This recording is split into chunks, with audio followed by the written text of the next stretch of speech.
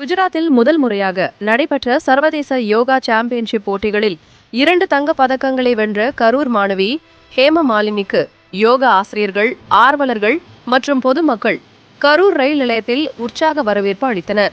2036 Olympic போட்டிகளில் நாட்டின் பாரம்பரிய கலையான யோகாசன கலை போட்டிகள் நடத்த மத்திய அரசு திட்டமிட்டுள்ளதாக தெரிவித்துள்ளது.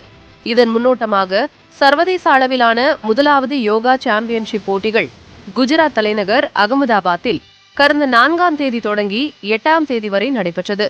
6 பிரிவுகளின் கீழ் நடைபெற்ற போட்டியில் கரூர் மாவட்டத்தை சேர்ந்த ஹேம மாலினி பங்கேற்று பாரம்பரிய ஆசனம் தனி, பாரம்பரிய ஆசனம் குழு ஆகிய 2 பிரிவுகளில் பங்கேற்று தங்க பதக்கங்களை பெற்று தமிழ்நாட்டிற்கு பெருமை சேர்த்துள்ளார்.